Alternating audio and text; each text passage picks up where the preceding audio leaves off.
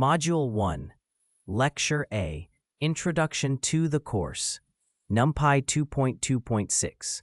A to Z is designed to take you from simply using arrays to truly thinking in arrays, so you can write faster, clearer, and more powerful numerical code.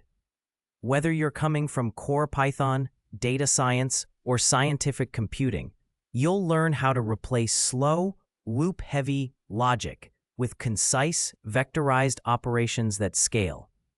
You don't need any specific background beyond basic Python comfort. We'll build up the NumPy skills you need step by step, always connecting new ideas to practical numerical and data analysis tasks.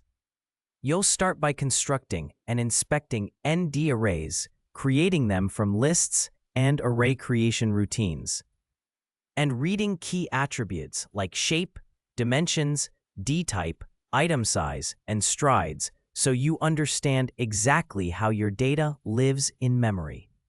From there, you'll work with slicing, transposing, and reversing to create efficient views, then move into vectorized elementwise operations, broadcasting, aggregations, axis-wise reductions, and core linear algebra.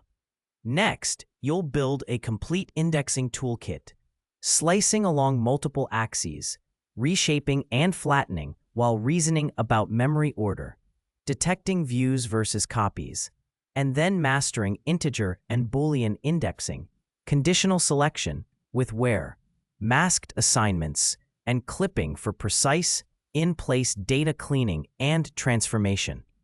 Finally, you'll deepen your broadcasting intuition, aligning shapes, fixing broadcasting errors with reshaping and new axes, applying feature-wise normalization, and learn to persist and exchange data using NPY, NPZ, and advanced I/O patterns like text loading, memory mapping, buffer-based workflows, and chunked storage.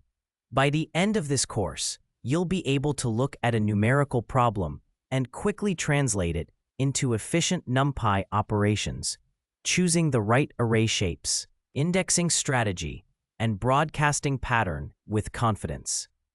You'll know when your code is working with views or copies, how to modify large datasets in place, and how to save, load, and stream arrays so they fit both your memory and performance constraints. Most importantly, you'll feel comfortable treating NumPy as your default tool for numerical work, writing code that is not only faster, but also easier to read, maintain, and extend into real-world data and scientific workflows. Thank you for your attention. See you all in the next lecture.